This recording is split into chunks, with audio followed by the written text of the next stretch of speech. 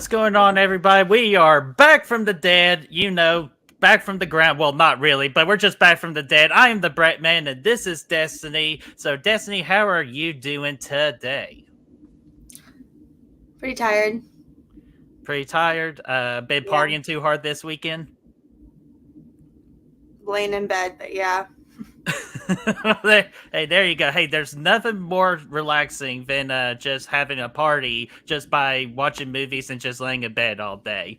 So that's awesome. But I'm glad you're here. Decided to want to put up with me for an hour and a half or so. Nothing too bad of an episode today. Not a lot of whole movies to talk about, but I know there's like a couple ones that Desi really wants to talk about, especially one in particular. Well, actually, maybe two in particular. So we do have a good show lined up for you all today. So let's say hello to everybody in the chat that just made in so far as more people are coming in here. Lamontre, what's going on? Always the early bird in these chats. So Lamontre, thank you so much. We got Chase from Moser Movie Reviews. How are you doing? We got Mark Jones. What's going on, my friend? Aaron Click. What's going on? We got Ashton. What's going on? Hey, I'm friends with these two. Hey, I'm pretty sure we're friends with you too. And Ashton's been a great supporter for both of us. We appreciate you, Ashton, and along with everybody else. And we got Cody Snyder. What's going on? We got Sebastian in the house. We got Mega Cat. What's going on there, Mega Cat? Yo, Adrian, how you doing, man? And then, of course, we got Gory Tiger. And I'm sure we'll get more as the show progresses. We'll get those recognitions out there. And Desi, before we really begin, I know this is not horror related, but I have to bring this up because this is crazy how we're a horror anniversary show, or just celebrate things and anniversaries and the integrals of 5. So I'm not sure if you remember this, but 10 years ago, the Harlem Shake video trend started. Do you remember that? Yeah. Yeah. So I all I did yesterday for a good half of it was watch Harlem Shake videos. So I'm not sure if you remember that, or did you even participate in one? No. You did. I do Oh, remember come them. on. I'm sure Yeah, you would have if you knew.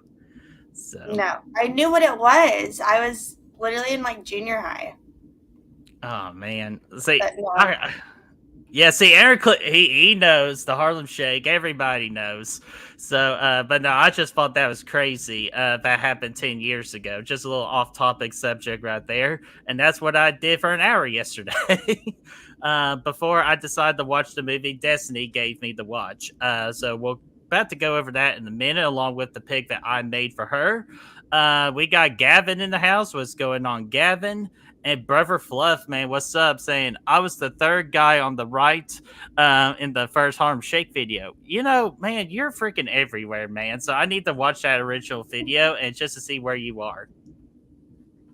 So Definitely. hell yeah. Well, you know what? It is 2023. We could bring back the Harlem Shake video. Nah, I'm just kidding. Don't do that. We got enough trends as it is in today's world. And we got Russell. What's going on, man? So we'll go ahead and get started. There's 12 people in the chat, which we appreciate you guys for doing.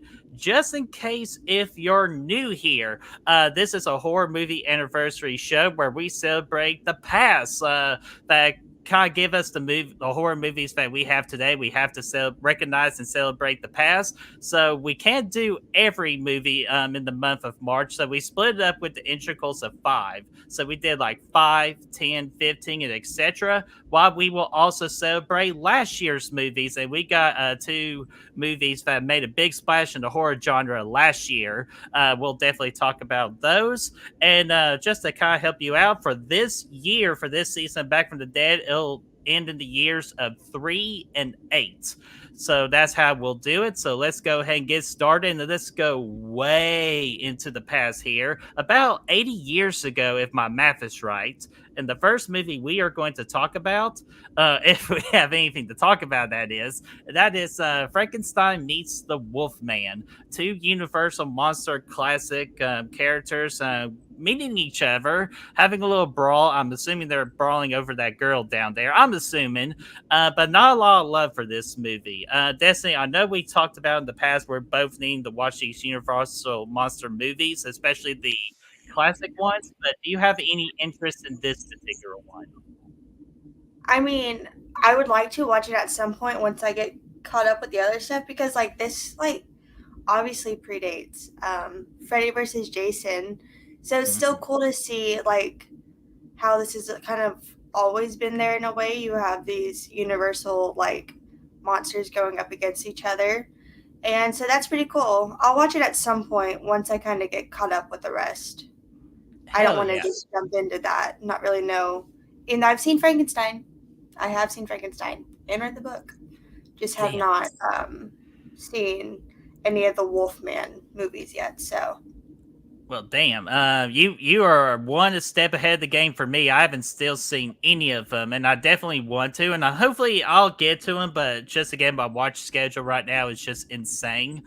So hopefully, in the summertime when things calm down, I'll get to those Universal Monsters movies. And Destiny, you brought up an excellent point about how a movie like this, of Frankenstein meets the Wolfman, kind of like help inspire future matchups like Freddy versus Jason or a Anaconda versus Lake Placid. Like, so that is a great um, example.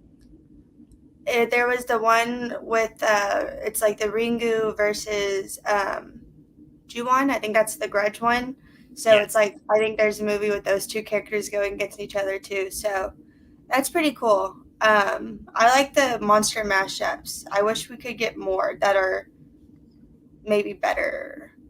Nothing against Freddy versus Jason, but you know, like the other ones, Mhm. I'm like okay.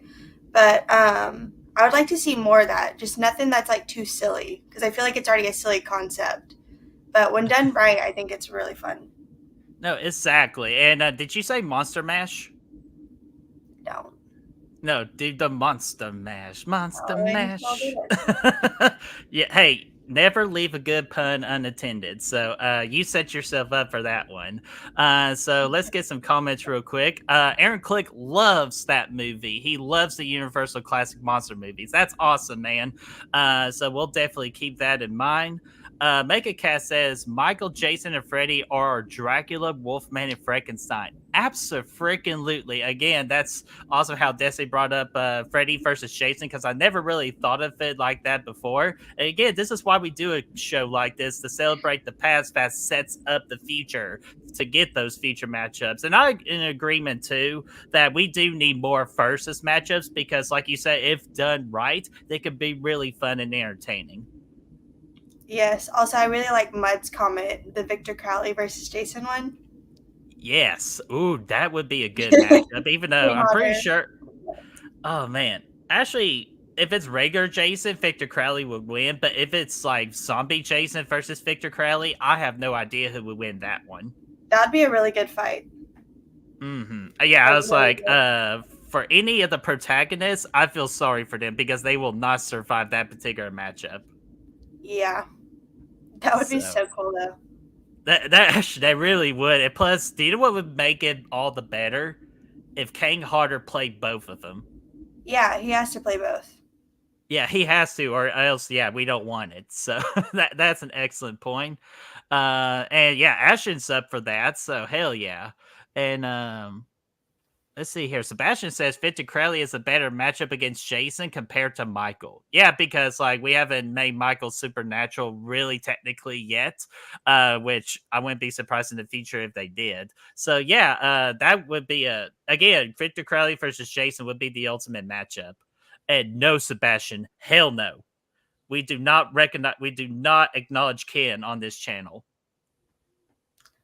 Yeah, We do. that would be like, which I don't know if he really has like bad blood against him per se, because it's not his fault he got the job. Right. It's the producers and everyone else. And plus, But King Harder got his revenge on Ken and Jason Takes Manhattan when he threw him in the diner against that glass like mirror and all that. So Kang did get his revenge on that. true. And then, okay, last one. We'll move on to the next one. Cody Snyder wants to see Joe Pesci versus Danny DeVito. Joe Pesci, who's that? Let me look him up.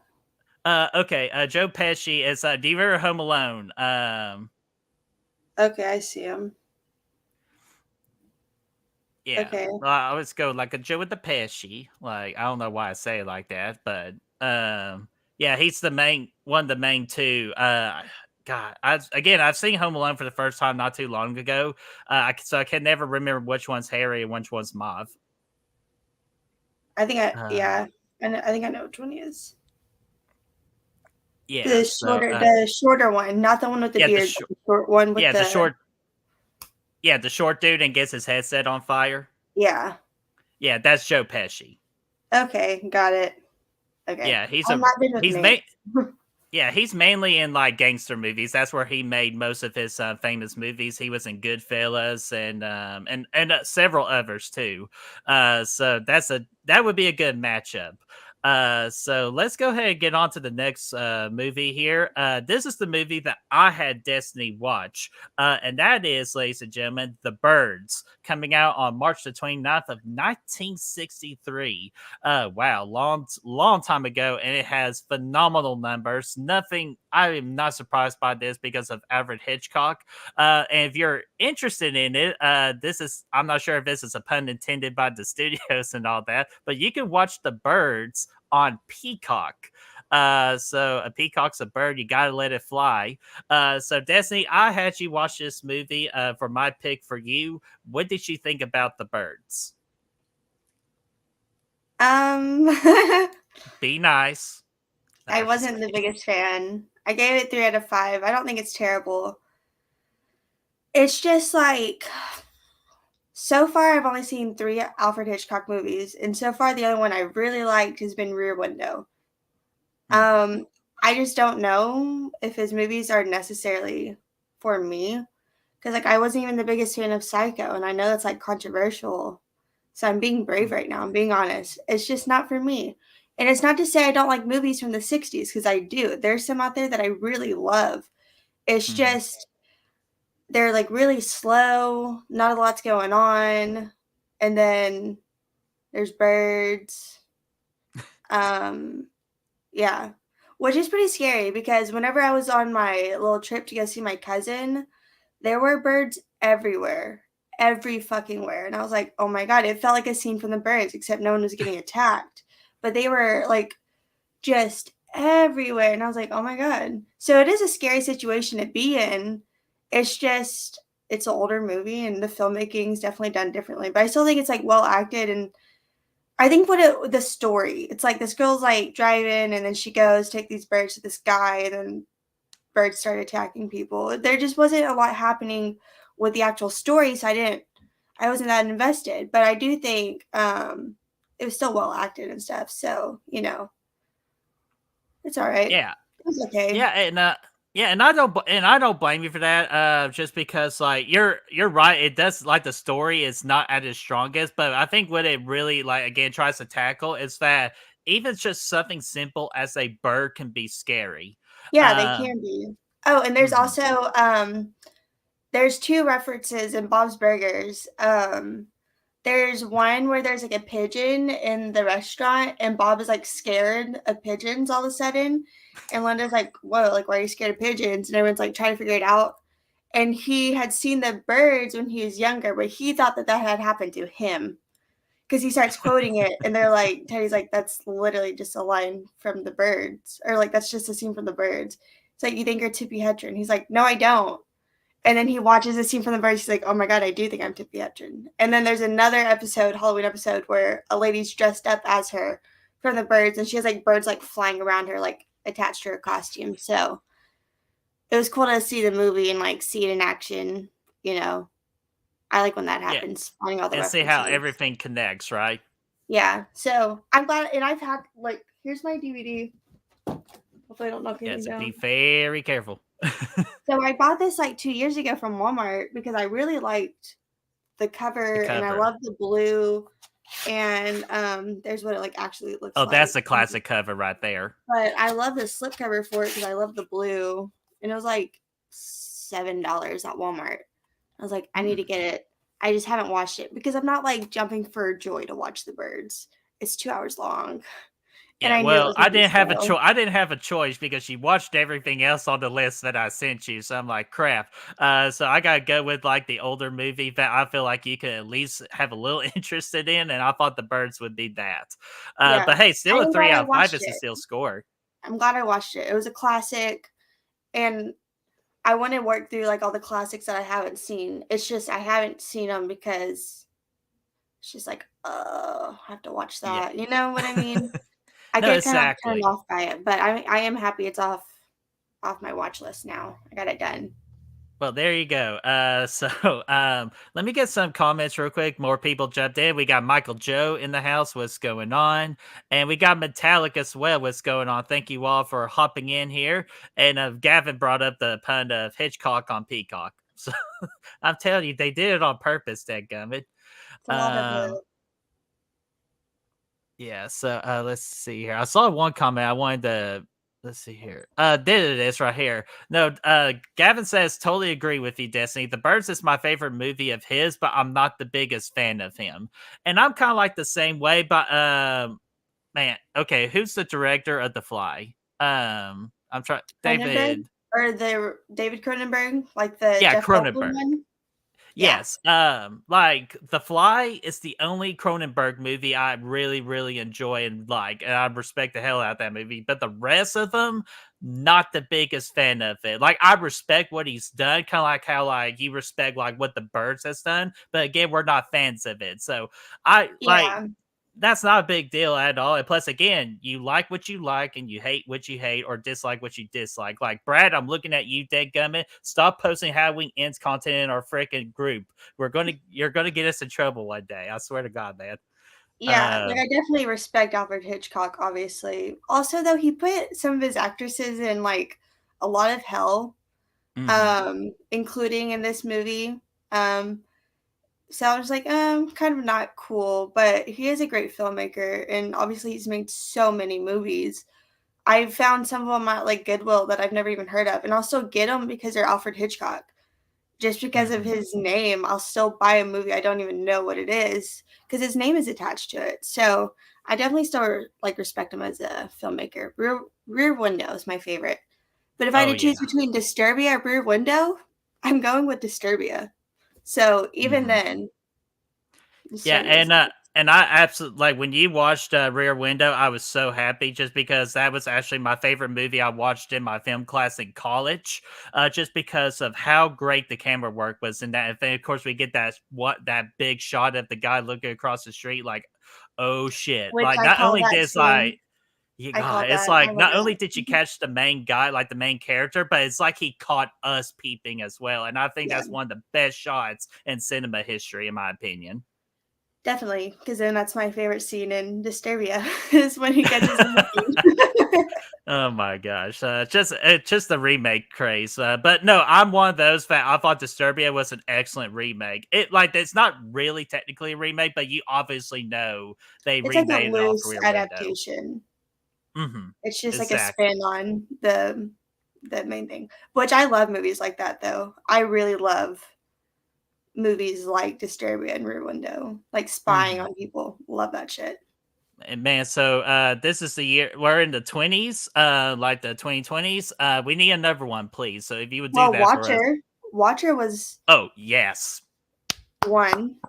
you nailed Not it. exactly the same, but definitely the similar, which was amazing.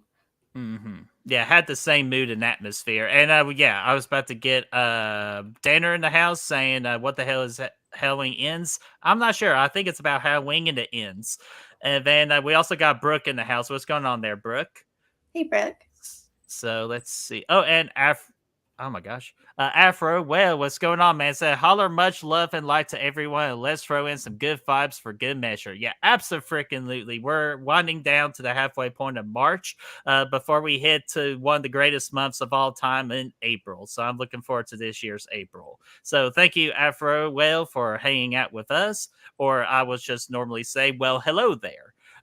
So but real quick, the last thing I'll say about the birds, though, it's a story my mom tells me that her best friend's sister absolutely is terrified of birds because of the movie of the birds. She watched it when she was extremely little, like just scared the shit out of her. So every time there's like a big like group of birds out, she immediately goes the opposite way. So like this movie does have its impact if you get like enough of a young age to watch it. But I could easily again stand now where if you kind of watch it kind of like our age group, like it doesn't do as much as it would have done like if I would say if you're 7 or 8.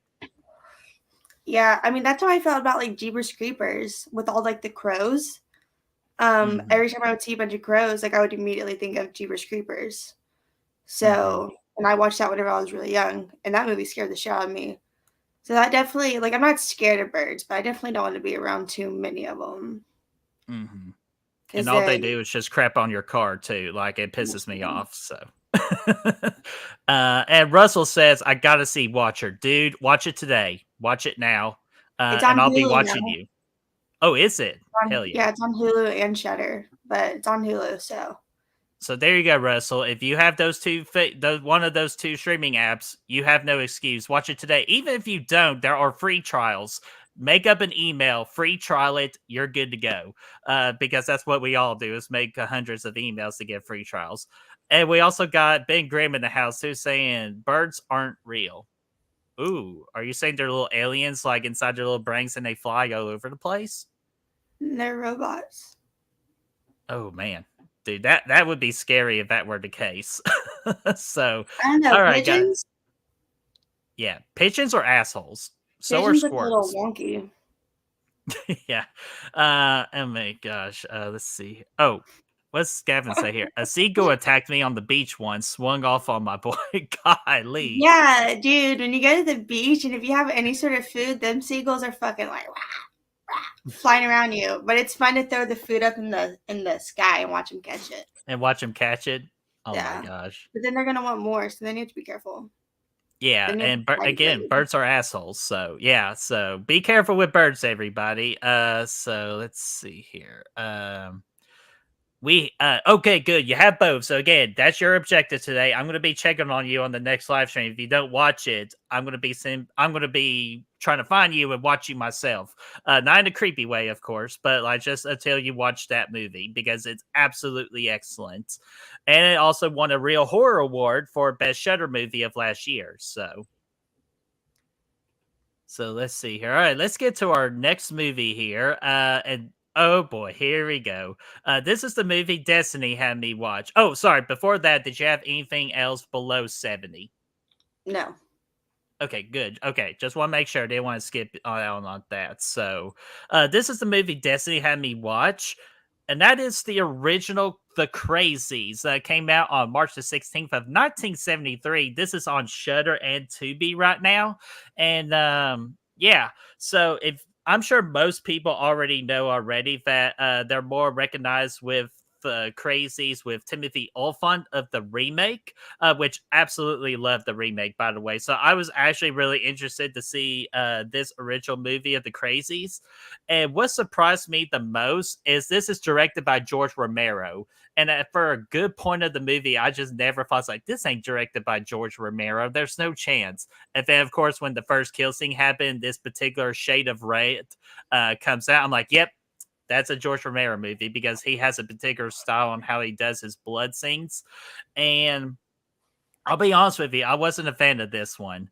Just because what really got me with this movie is the editing. So, like Disney, you thought Primeval was like bad with editing. Oh my god, this movie was all over the place with several clips, like jumbled like 10 clips in like 5 seconds. It was a nightmare. So if you're gonna watch it, be aware of that.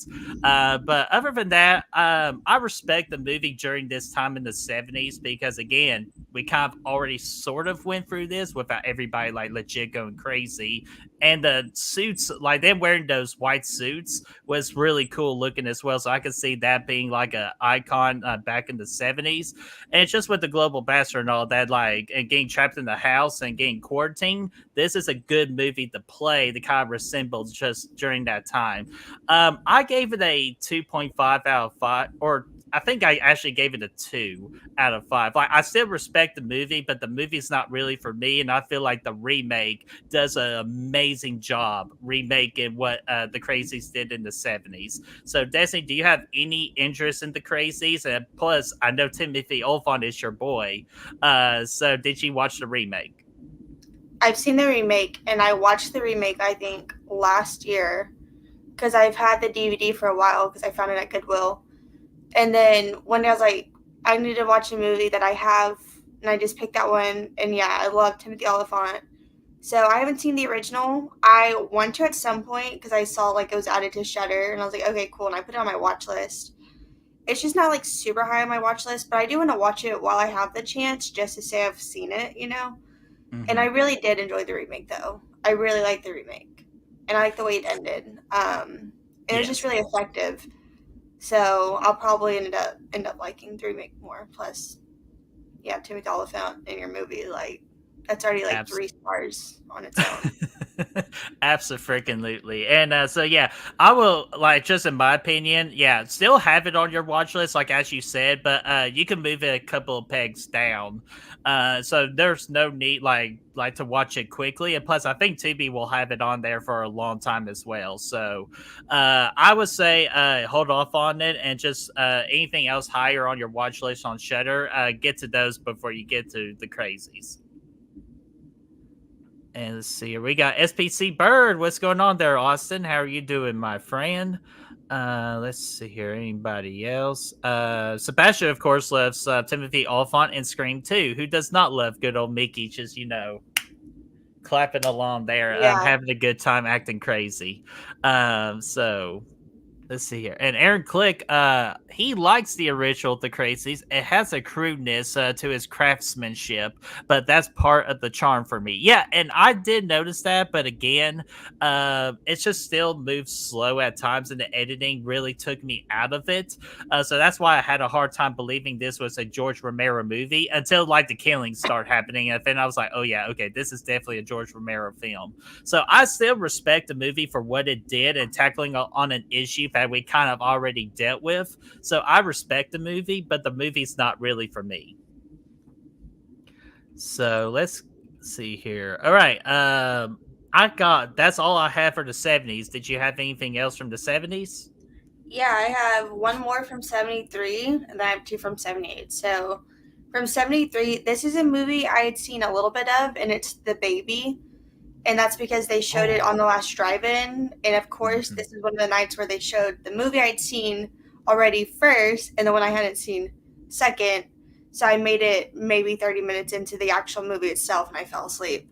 But I do want to finish the episode. It seems very uncomfortable, not a fun, easy watch. So I do plan on watching it at some point. So the baby, you did you finish that episode?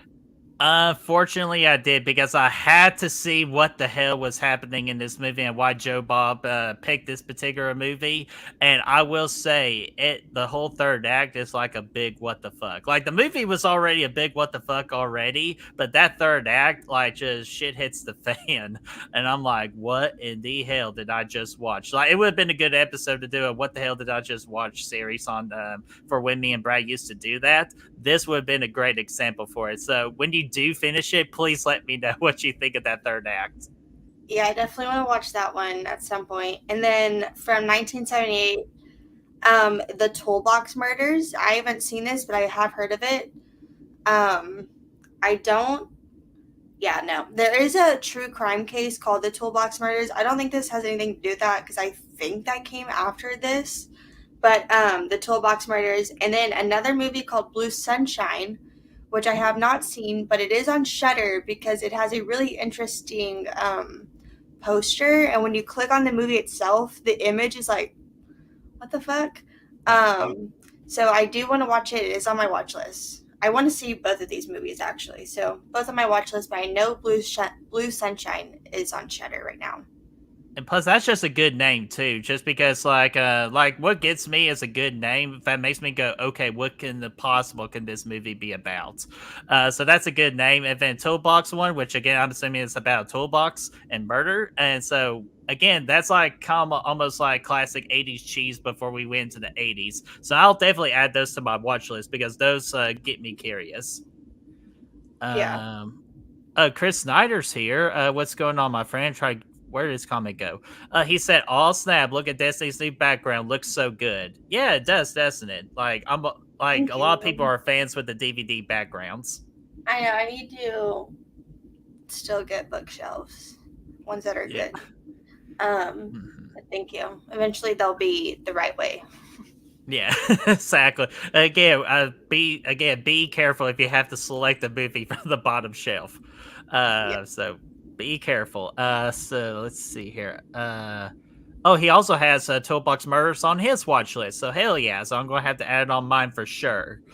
So let's go ahead and go to the 80s. I've only found one in the 80s, and this movie is all over the place when it comes to a technical release date. But I know this one movie you like to talk about a lot, and if there's a chance for you to talk about it, of course, I'll throw it on there for you. And that is Hack-O-Lantern got a UK release on March the 25th of 1988, a rare release. And then, of course, the Americans, I think, had a release of it like really in the 2010s somewhere. But I figured that'd just be too long to wait to talk about it. So I did this for you. It is on Tubi right now if you're curious. So, Destiny, please acknowledge everybody. What in the world is Hack-O-Lantern? Hack-O-Lantern is a fucking great movie. I don't care what anyone says, okay? This movie, I watched it on the last drive-in for the first time because it was a double feature of Haunt and Hack-O-Lantern, Ooh. which is still one of my favorite double features they've shown. I love this movie. And I watched it and I was like, what the fuck was that? I really enjoyed it. I get as many people as possible to watch this movie. You being included, Chris being included, Brayden Yeah, being I'm about to say included. it's like you made me watch it. You made Braden watch it. You even made Jason Smith and Jason, I Spencer made Jason Cinema. watch it. Yes, because Jason Smith has seen every fucking movie except for Hack-O-Lantern, and I made him watch it. And then I went on his channel and we talked about it. And he said what everyone says is, "What the fuck is this movie?" Brayden messaged me saying, "What the fuck is this movie?" And I said, "A masterpiece. It is so bad, but it's so good. I love it. And I don't know why. I can acknowledge how awful it is, but I love it. I fucking love this movie. So if you haven't seen Hack-O-Lantern, I highly recommend it. It's so bad, but like, please watch it. Well, Brooke right there just says never heard of Hack-O-Lantern. So Brooke, run the other way, or Destiny's going to track you down and force you to watch it. Even though I will go ahead and say you do need to watch it so you can experience what this movie really is. Because I was even like, what in the hell am I watching? But usually with those movies, I kind of turn it off. But this particular one, I didn't turn it off because I wanted to continue to see where this story was going and all that. And plus, like the main killer looked really cool too. So of course I wanted to see the main killer as well. So I will agree with Destiny. It is one of those movies you do need to watch to see how you really feel about this movie. I'm on the opposite side of Destiny. I wasn't the biggest fan of this, but I easily see where like Destiny enjoys this movie. So like I think that's great that you like this movie a lot. I mean, it has like everything in like an 80s slasher. It has boobs everywhere. It has bush. Okay, you see bush in this movie. It has satanic grandpas. It has pumpkins. It has a girl in a corseted fucking top as if she's like fucking Mary has a little lamb. It has a crazy mom. It just like it is so insane. I love it. And did it had a crazy music video or like kind of like a Oh music my god, dream the music sequence? video. You're the Devil's Son. That's a Mhm. classic song. It's a great song that it's hard to find. It has graveyard sex. It literally has graveyard sex. It Where's that has comment? fake There it is. spiders. It has soapy butts. It has everything you need in a bad horror movie, and it has some fun kills and blood. Yet, Yeah. I don't tempt me with a good time because I will. I Well, will. I'll go ahead and let you know this. Like, I'm pretty sure you and Braden have already talked about this comment down here from Russell about doing a watch party on this. But if not, I would love for us to do one with Brad just to get his freaking reaction of what the fuck. Just for Brad to just hate me more, I would do that. Hey, we got to add it up after yesterday's thing with Halloween Ends. So I thought I was just laughing the entire time with you all going at it. So the blood feud between Destiny and Brad is not over on this channel. We'll find more stuff to do with that. And then a comment from earlier. I'm sure you get this comment a lot, but just in case, does Destiny have a YouTube channel? So if you want to describe what your pattern of YouTubing is. I don't, but I'm on everyone else's. So, She is a genius because we have to do work if all she does is show up and just be awesome. So no, like she gets literally. so she figured out the code, everybody. Yeah. But I am on Braden Timmons' channel weekly on hmm Wednesdays. Except for this week. It's gonna be on a Monday. So, but that's where I usually But I am. get Braden on Monday. Monday. Why are you trying to ruin my good time? You think I'm What? gonna do a stream on a Monday? Of course. Nah. Well, it's with the first day of like back to work and all that. Yeah, I do not see you as a Monday streamer. No, Uh, not me. Yeah. Yes, I'm everywhere. I'm here, there, and everywhere. So I've been called a mhm. streamer. Wait, what was it? A streamer hopper? A streaming hopper? Yeah, And you we'll know call what? that. That is true. It is the truth. So, yeah, I'll wear that with honor. Yeah. Yeah, absolutely. And of course, like with Fear Freaks, and of course, she's a Scream Warrior as well. We always let you all know what stream she's on, so you can always watch her. So you can hop along with her on her journey to other YouTube channels. But again, I think that's awesome. Again, you broke the code on that. So I just want to Yeah. make sure, just in case because I bet a lot of people ask that question for you. So we got Tommy Knocker, that horror guy. What's going on? Saying, does watching the guys at Red Letter Media review Hack a Lantern count? It looks weird as fuck. You need to experience the weirdness firsthand, though. Because what you see in a little review, and James from Dead Meat always says this, what you see in his video, there's so much more. You will not be able to encapsulate every crazy outlandish line, every line delivery. hmm You have to experience that firsthand. No, yeah, So absolutely, yeah. And we got you a new nickname now, Destiny Stream Hopper Faulkner. I'll take that. I like that There you actually. go. I'll leave that up for a good little bit. And let's see here. I don't want to miss any ever comments here. Oh yeah, and of course I agree with Snyder in the chat too. Say like if you don't watch it now for Hack a Lantern, watch save it for October. It's a great October watch. Oh yeah, obviously Hack a Lantern, this is a Halloween movie. And it's one of those Halloween movies, maybe because every year I'm sure we try to find new Halloween movies to watch to go along with our traditional watches. And if you haven't seen this one, this is a great one to add to your Halloween watch list. It's on mine every year. I watch it like usually twice a Halloween season because I start in September. So I love it. No, that's awesome. That's why I wanted to bring it up because again, like the release date of Hack a Lantern is really technically unknown. But then when I saw the UK had a little release in '88, I decided to break my US rule and give it some love and attention. Especially we didn't have a lot of movies to talk about in this particular episode, so I wanted to make sure you had your time with Hack a Lantern and spreading the name that is Hack a Lantern. So everybody, give it a watch. And again, it is on Tubi right now. So let's see here. I do have to remove that comment because we're about to go into our next banner. Oh, before that, not only did you have anything else from the 80s, but did you have anything from the 90s? Because I showed zero for the 90s. From the 80s, oh, from 1983, I have Curtains, which is a movie I have seen, so I can finally talk about one I've freaking seen. But Curtains, it is a slasher set in the wintertime, And even if you haven't seen this movie, I can like almost promise you've seen an image from it. Let me look it up really quick. No, it does sound Because it does sound very familiar when you said the curtains. I think you mentioned it before. yeah, because it has this person in it. And ever since I was a kid, I've seen this image of Oh this my like god, yeah, slasher. I remember that.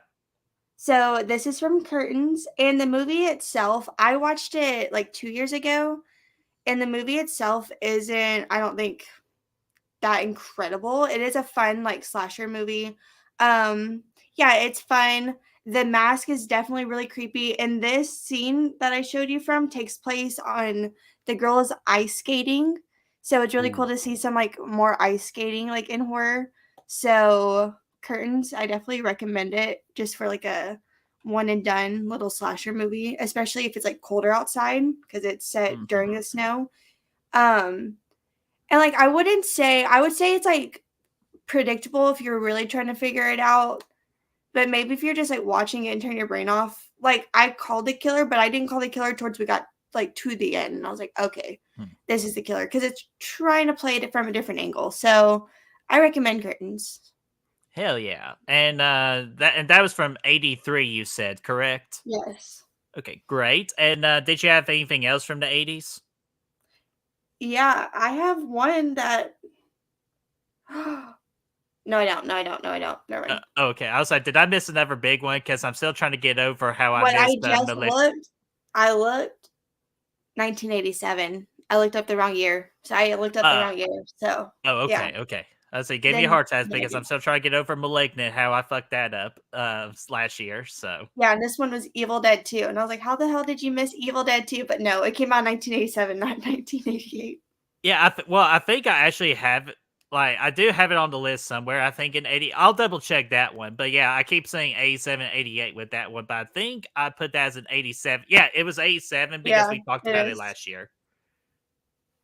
Yeah. So, all right.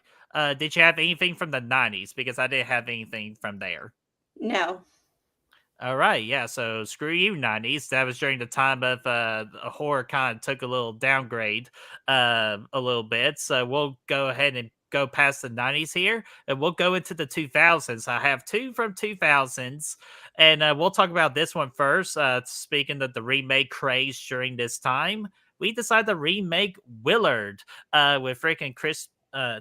Yeah, Crispin Glover. Sorry, I was getting my Glovers all mixed up here. Released on March the 14th of 2003. Nowhere to stream, unfortunately, so you will have to rent it if you're that curious about it.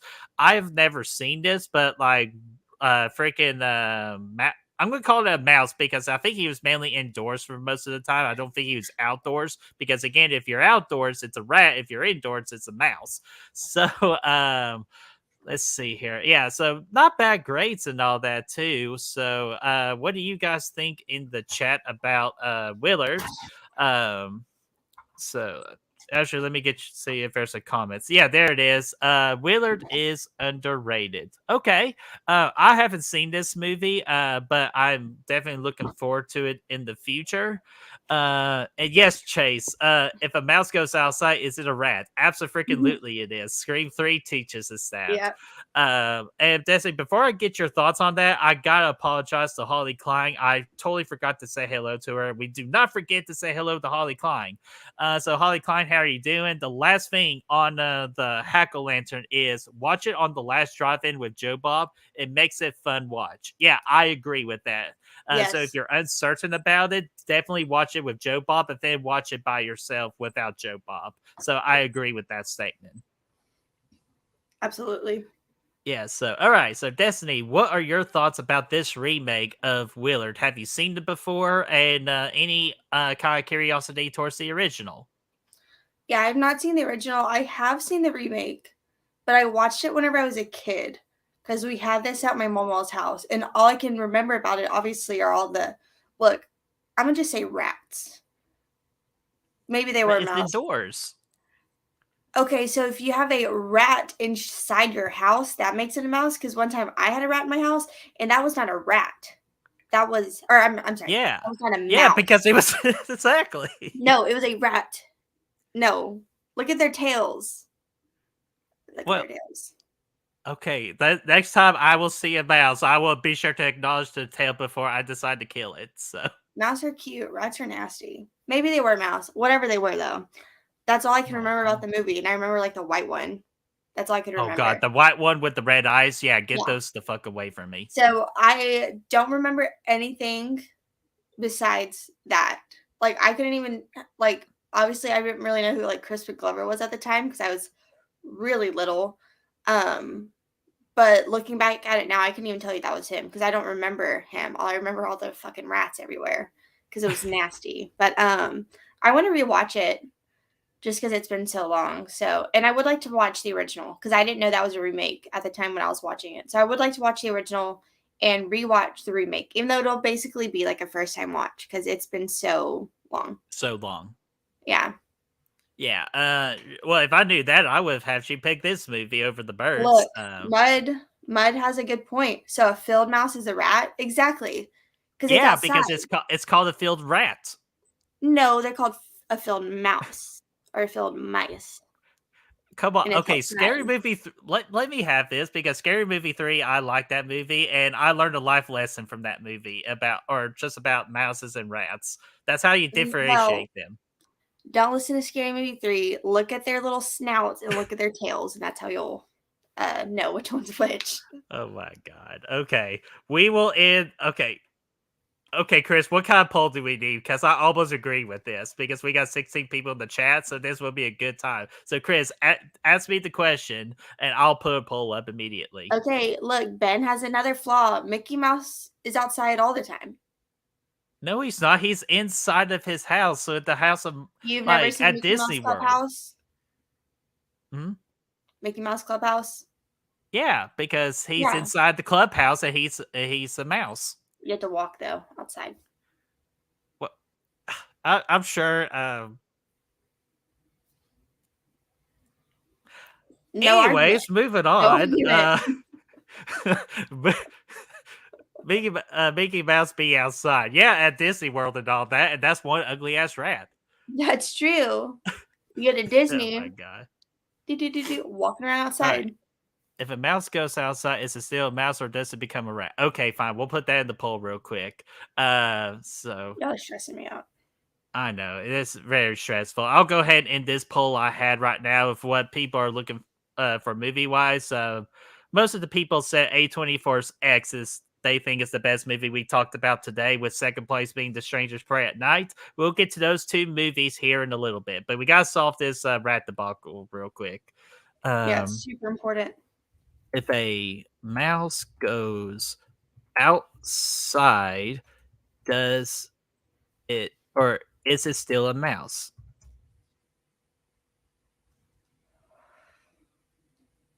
I'm just going to put it that way because the poll won't let me ask such a long question.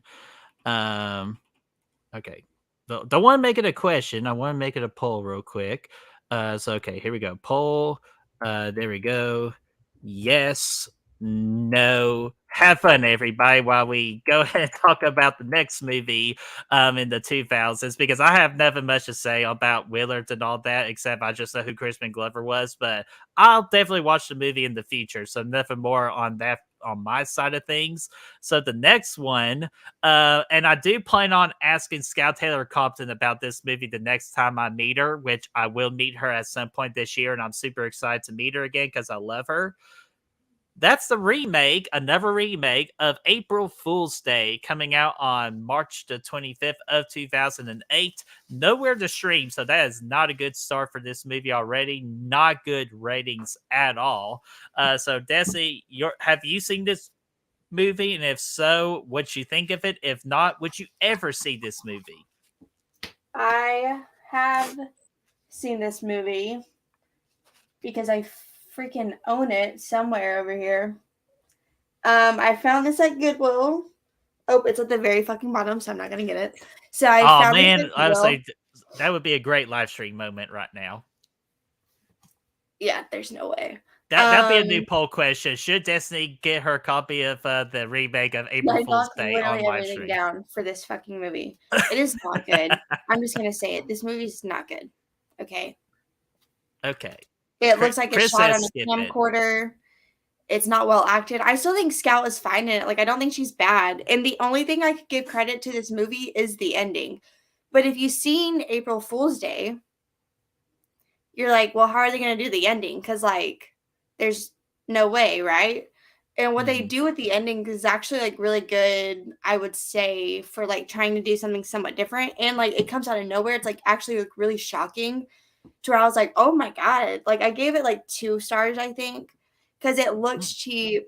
It looks so 2000s, but, like, in the worst way possible. Like, even the way they dress and, like, the story itself isn't good, but I would say the ending, I was just like, "Oh, shit," like, they got me, like, I was not really expecting that, so that's about it, like, it just doesn't it looks like it's shot in someone's camcorder, it's just so not Yeah. good.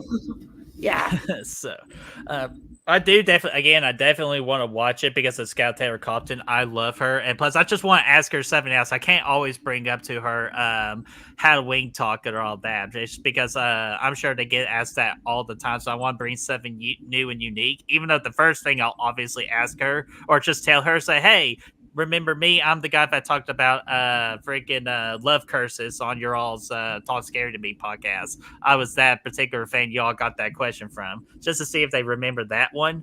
But no, I definitely do plan on watching this movie, so I could ask her about that as well. And plus, any chance or any excuse for me to meet Scout Taylor Compton again and again, I'll definitely hop on that opportunity. So I will watch this movie eventually. No, Chris, we will not ask her about her other video. You dirty minded bastard. You will no, we will not. And then Evil Alex, what's going on, man? Saying, howdy to you both. Good Sunday. What's going on there? And yes, Scout is one of the sweetest people ever. I absolutely agree with that. Yeah, she's definitely been one of the nicest, people so far, Hmm. Yeah, and absolutely. she said I was Her beautiful, and I almost cried. Yeah, her and Felissa are. If I have to do a tier ranking, both of them would be on like the top of my tier ranking of people you Exactly. absolutely have to meet. And Derek Mears again surprised me with him too. He's another top tier one. So if y'all have a chance to meet him in the future, that would be fantastic. Like, absolutely do that. I wanna And meet him. Jamie Hart, what's going on there? How are you doing? So let's see here. Okay, that's all I had for the 2000s. So anything else from the 2000s? Yes, I have 2 more from 2003.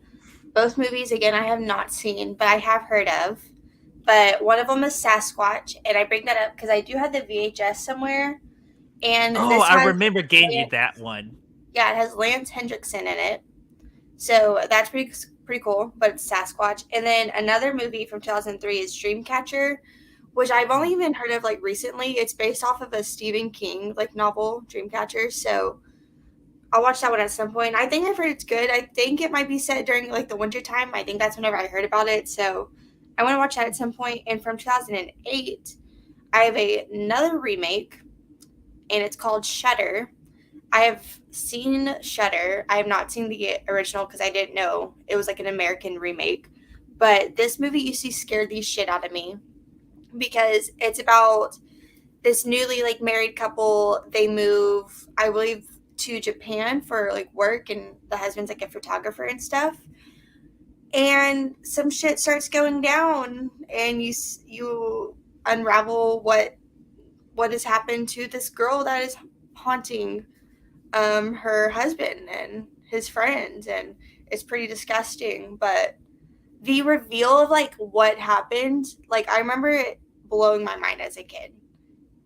So I don't know how good the movie is holding up, and I would love to see the original because I was such a fan of the remake as a kid. But this movie used to like really scare me. Really, there's a Yeah. scene where they're driving, and then it's like dark, and all of a sudden this girl like standing in the middle of the road, and it scared the fuck out of me. So yeah, Shutter. Okay, please tell me it's on Shutter. Don't think so. And it's not Oh man. Shudder, it's Shutter with Oh, T's. Oh, Okay, yeah. When I first heard of Shutter, I used to call it Shutter. Like, so, okay, so I've more ways to kind of confuse me. Yeah, exactly, Aaron. That's what I thought too. Is Shutter streaming on Shutter, but it's Shutter, Shutter, Yeah. instead of DDER. Let me see if it is streaming anywhere because I feel like it is. I'm pretty sure I have the DVD though because I found it one day. Yeah. Check on I think that. Oh wait. Oh yeah, check on that real quick. I'll get these two comments real quick. Jimmy Hart says, "I'm hoping to meet Scout and Daniel Harris at Scarefest this year. So excited to go this year. Hell yeah! Anytime there's a convention, absolutely go. But just remind me, Jamie, I've heard of it before. Where is Scarefest at? okay, Like, so oh, there we go. it's streaming on HBO Max. And it Sweet. has Joshua Jackson in it.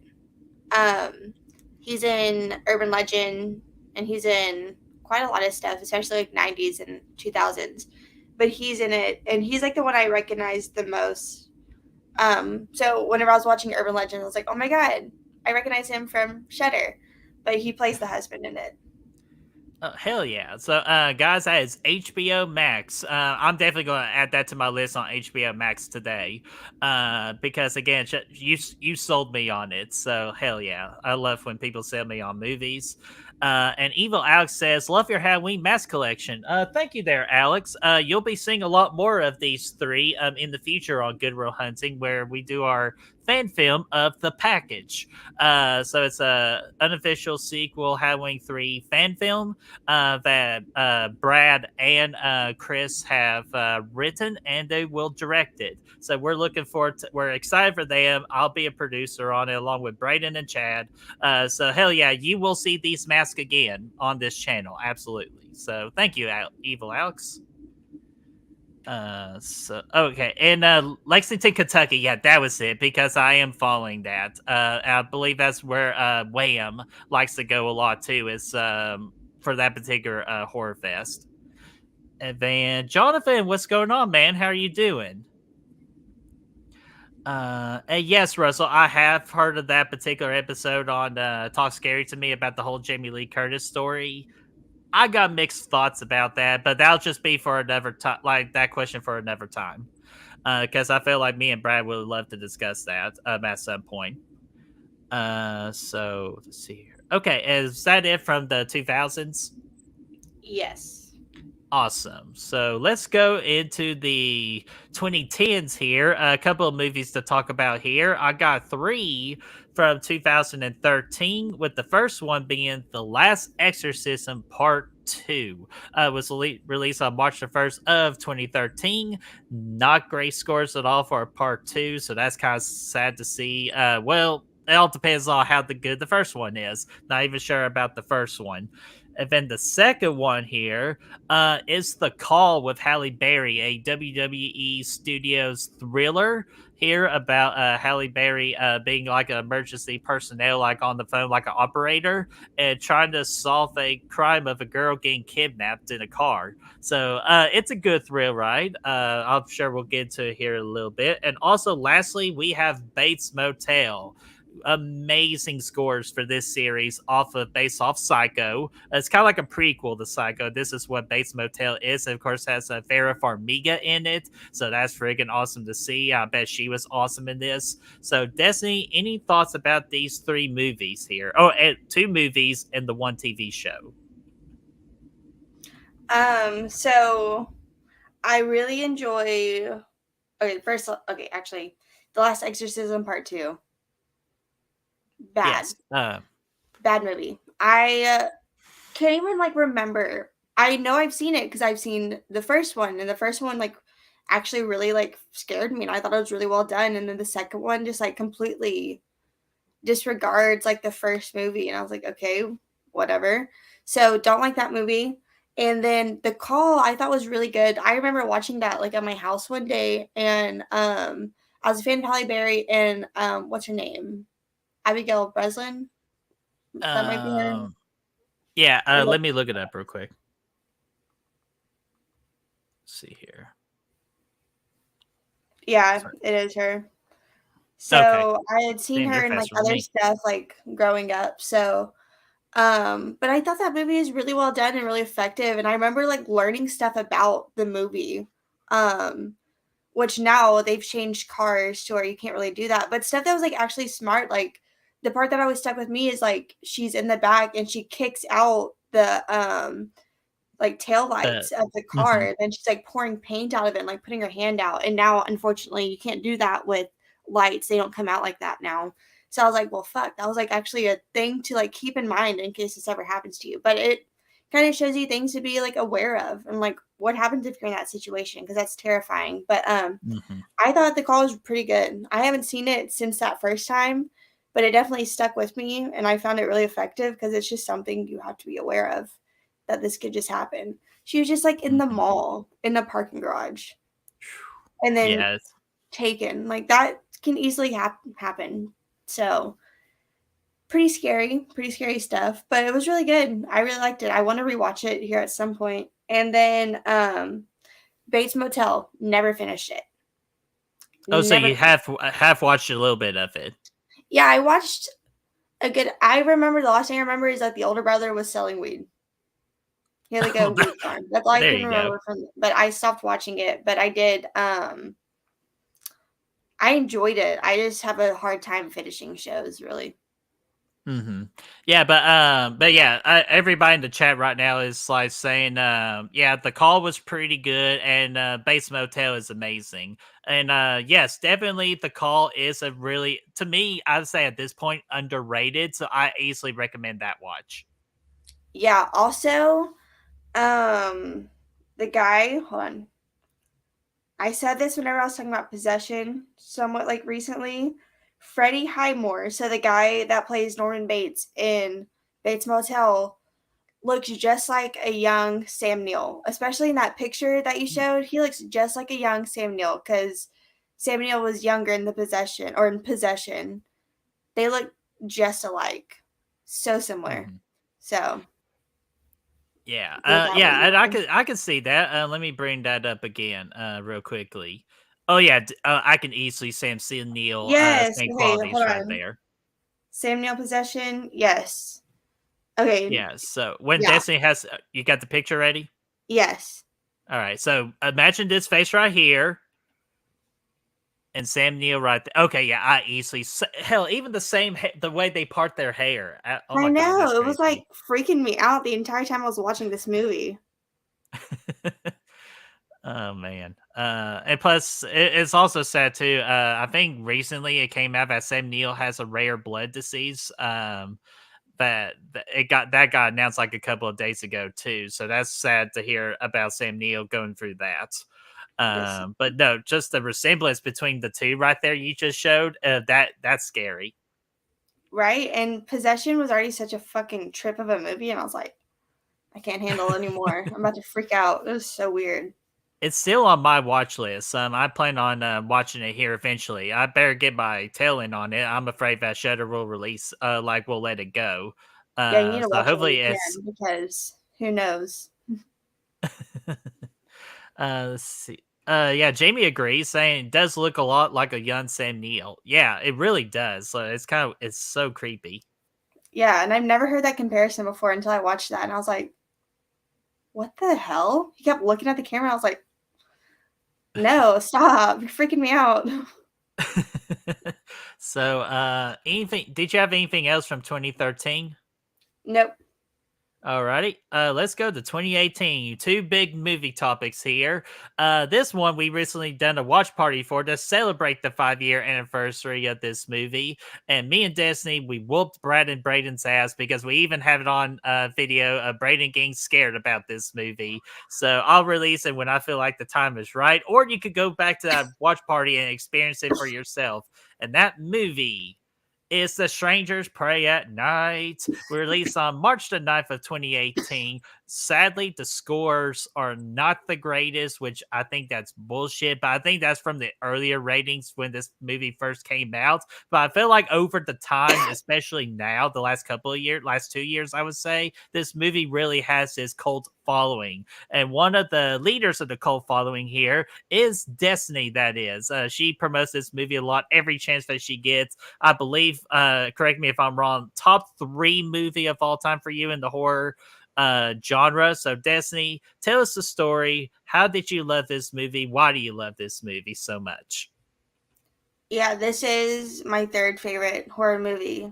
Um, and like I don't even know like exactly why I love it so much because like the first time I watched it, I wasn't a fan of it like at all.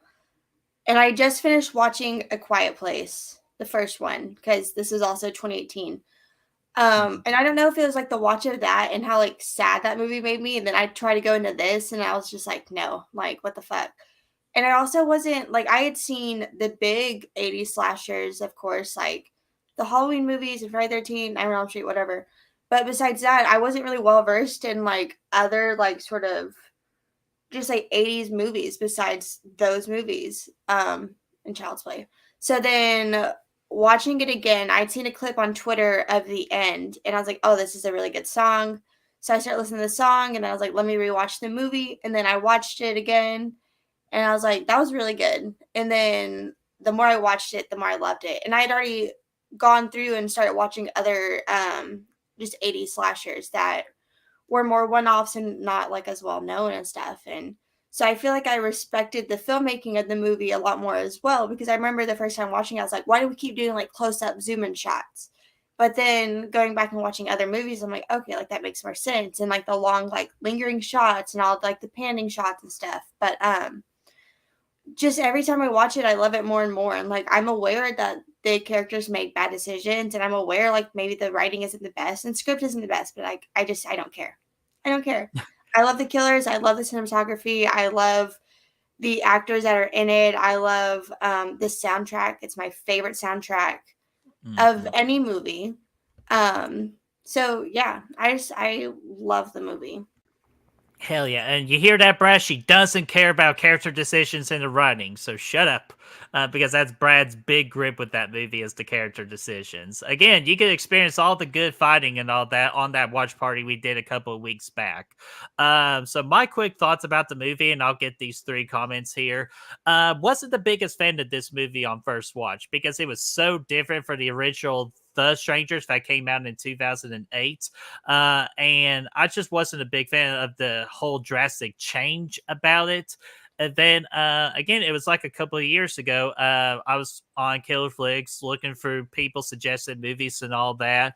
And then there's this girl named Destiny that talked about The Strangers Pray at Night. This was before I got to, like, I had the courage to talk to you about how, like, I was like, oh, this girl's pretty cool and all that. That's when I was terrified of you at the beginning. Uh, but I was like, okay, I'll give this rewatch. I heard of it before. I might have a different opinions to change on it. And that's when I loved it. I loved the movie. I decided to embrace the change of it because not a lot of people are a fan of the slow build movies, kind of like how the first Stranger was. So they went in an opposite direction and made it a fun, quick slasher. This movie is so easy to get through. The pacing is really good. A solid like hour 25 minutes, I would say, from my memory. So it's really good movie. I love like great soundtrack is great. Yes, they do make dumb character decisions, but again, what other horror movies have that same problem as well? So it's a horror movie. You're supposed to have all that. And yes, I'm seeing people saying in the chat the pool scene.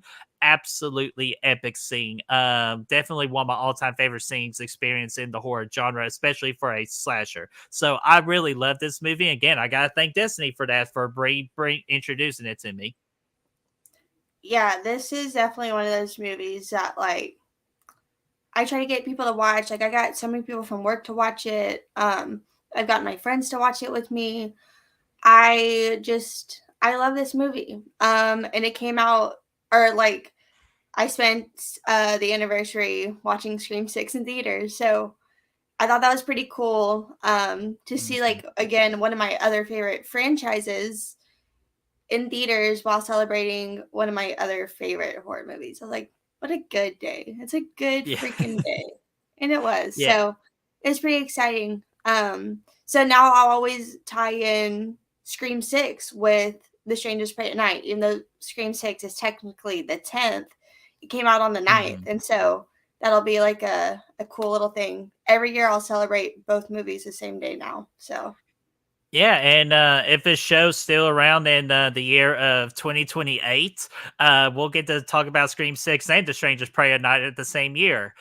So that would be yeah, that'd be awesome. And I'm happy for you to have one of your favorite franchises of all time share a anniversary on the same day as The Strangers. That's so damn awesome. and Um, I remember I this wasn't last year, I think it was the year before that. I had ordered a Strangers Pray at Night shirt from eBay because the licensing of this movie is like fucked up, and that's why there's like almost no merchandise for it, because mhm. I want the soundtrack on vinyl because it would be Yes. beautiful. And I already listen to it all the time as it is. So I would really love that. But unfortunately, like the licensing of like the rights of the movie is like all in scrambles. So I had to buy this extra large t shirt from eBay, and it came in the day of the anniversary, and it wasn't supposed to. Oh my God. And then that That's happened so cool. again with, like, the next month with Jennifer's Body. I'd ordered a t-shirt, it wasn't supposed to come in, and it came in on the anniversary. I'm like, Oh, twice in a hell. row? Like, what are the odds? Pretty crazy. Oh, did Jennifer's Body come out in 28 or 2008 or 2009? 2009. Okay, damn it. I was hoping it's like, oh yeah, we get to talk about that one this year, but we'll have to wait next year before we get into Jennifer's Body. Yeah. Because that's another one of your personal favorites. So let's get these comments real quick. Rosie, my dear, here is your rose. And Jamie Hart says here, I still haven't seen Prey at Night. I need to fix that. I've heard a lot of good things about it. Yeah, absolutely, you do. So definitely watch Strangers Prey at Night. It's even worth a rent too, or technically, really, it's worth a buy if you want to buy it. But definitely, if you are kind of like nervous to buy it, a good rent is a good option as well. And then we also Yeah. get Veronica what's going on, and she brings up a good question. She loves The Strangers both parts. Cannot wait for the new one. So, what are your? I know you got this question asked to you already, but what are your thoughts about the feature of these three movies coming up for The Strangers? I think it's weird to announce 3 movies unless you're doing something like the Fear Street trilogy, because those were released back to back and also shot back to back, and so, like, and those tie in together, like, that is an important part of the plot, is that all 3 movies fit together. So I think it's kind of weird that they're like announcing 3. Why not announce 1 and see how it goes? But Hmm. unless they have like a clear idea, and I think it also, like, you have Halloween 2018 Kills and Ends, and like, yeah, when 2018 came out, that was in a trilogy. It wasn't supposed to be yet, but it did so well, so they did that. And I wonder if maybe that has something to do with it. And then like Fear Street, and we could assume the Scream movies we're getting now, we're at least getting a trilogy. So like, Hmm. I think it maybe that's why, because all these other, oh, The Exorcist gonna be a trilogy. Yep. So I think they saw like all these are getting like 3 deals, like we have to do 3 movies and stuff. So that's like kind of weird, I think, but I'm still excited because like I do love both of the Strangers movies, and I think that concept is so scary because it's so realistic. And maybe they won't, because like I love Pray at Night. I love that they changed up the setting, but how often is that going to happen to like any of us? Like driving through and staying at like a trailer park, like whatever. So I think it'll be more like realistic, like take a step back and do something a little bit more grounded, I would say. Because I think with the first one that it's supposed to be a couple and they're supposed to be driving somewhere. I remember reading something about that. So I'm assuming they stop off and stay maybe at like a motel or a cabin again, something like that. So I'm excited to see where it goes. I just think announcing 3 movies is a little strange. I think if they were just to Hmm. say like new Strangers movie coming out and just see where it goes from there, because who knows, maybe these movies won't be that great, or maybe like not everyone will go see them, because this isn't like yeah, there's already established movies, but they're not huge movies. They're not Mhm. like everyone knows about them, you know? So I'm curious. I hope they're good and I hope they do well. I just don't know how like faithful I am as of right now. Yeah, and that's a good point too. Kind of like what Rosie brought up too. So, are they going to be new killers, or would it be a prequel? Honestly, I don't know what it's going to be, but I'm willing to give a chance on these movies. I agree with Destiny. It is kind of strange how they did three movies and they shot all three movies at one time, kind of like how Fear Street did it, because not a lot of people are on board with this particular idea, or I'm not sure if a lot of people asked for this, but you know what? We have them, so I'm looking forward to them. I'll give them a try. Hopefully, the first one is good, so it will solidify that the other two would be what somewhat good, like the first one. So I'm on board with it, but we'll just we'll find out when it comes out. So because I'm not even sure when this is supposed to come out. Do you want me to read you the synopsis really quick that I Yeah, go found? ahead. It's on IMDb right now. Hello? Stop doing that. Okay, so it says 2023. I don't know. Okay. Um, a young couple drives cross country toward a new beginning. Unfortunately, they have no choice but to stop at a secluded Airbnb in Oregon and endure a night of terror against three masked strangers. Ooh, and it's in Oregon too, so I hope it rains because a rain dark atmosphere would be pretty cool with the strangers. Yeah, I mean, that sounds pretty good. That sounds sort of, you have like maybe there's going to be some sort of turmoil because there usually is so far with both movies, how the characters are kind of going through something already and then they get put in a shittier situation than what they were already in beforehand. So I'm sure it'll be something like that. And like, as long as the scares are good and the tension is there, like I think this movie can be fine because, like I said, the Mhm, concept of the movies is already so scary, and because that can literally just happen, and it's based off true stories. It's not fully, but parts of different stories put together, and all of it is still just so scary. So I think it has a chance to be good as long as they mhm. keep it scary. Yeah, and but yeah, so with the strangers, I'm excited for it.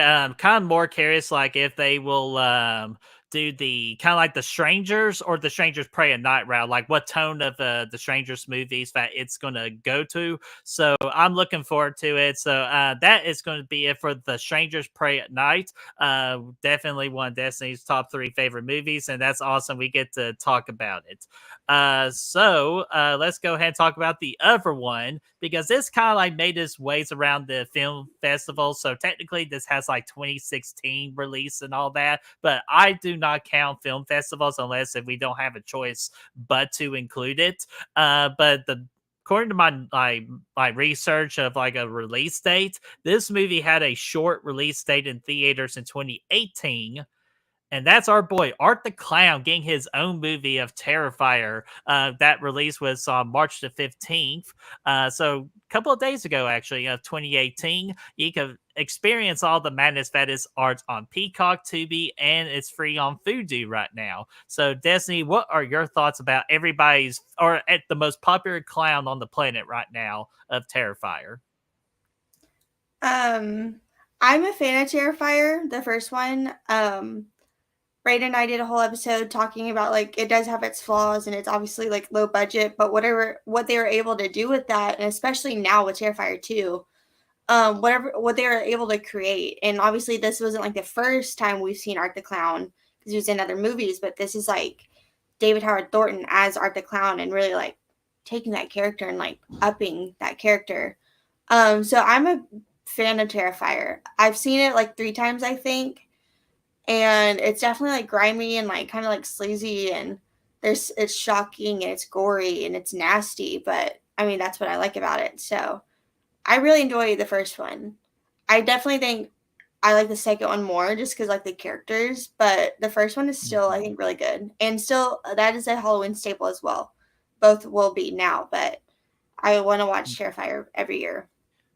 Hell yeah. Especially Terrifier and Terrifier 2 will be an excellent back to back because it's like a continual story. Because like, Hmm. after you finish the first one, you definitely want to watch the second one. And the second one, I agree with you, is better than the original or than the first one because again, we had a better story and better characters.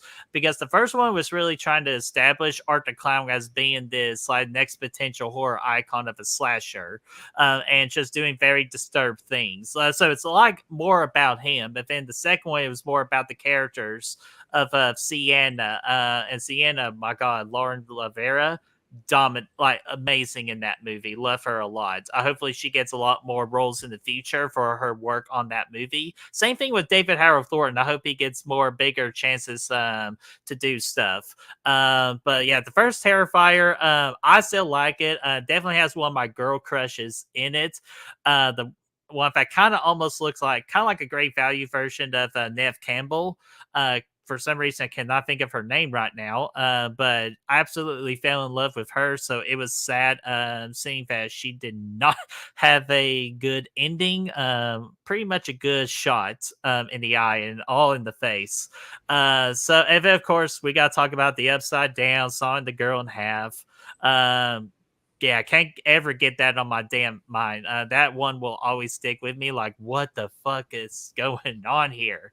But that was like a great first step of Art the Clown being the next stage horror icon for a slasher.